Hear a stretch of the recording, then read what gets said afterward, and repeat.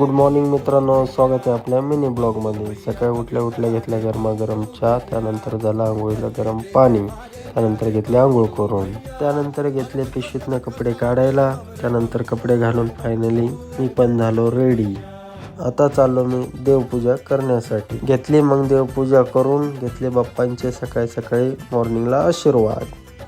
त्यानंतर बसलो मी नाश्ता करण्यासाठी. आज होती इडली आणि चटणी. सगळं आवरून झाल्याच्या नंतर मग मी निघालो होता कामावर. आजचा वर्किंगचा एरिया होता हिंजवडी फेज 3. मग काय निघालो, काढली आपली शाईन.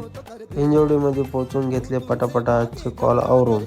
त्यानंतर निघालो मी आता जेवण करण्यासाठी. आज घेतला पुलाव. जेवण करता करता आला साहेबाचा फोन, पोहोचा ऑफिसला 4 वाजेपर्यंत. काल काय दाढी करायला जमलं नाही, तर आज घेतली दाढी करून फायनली पोहोचलो ऑफिसला. ऑफिसमध्ये मुलाची मीटिंग घेतली आवरून. त्यानंतर निघालो मी घरी. आज घरी पोचायला वाजले 11:15. लागली होती फार भूक. फ्रेश होऊन बसलो गरमागरम जेवण करायला. तोपर्यंत मित्रांनो बाय बाय, भेटूया उद्याच्या ब्लॉगमध्ये.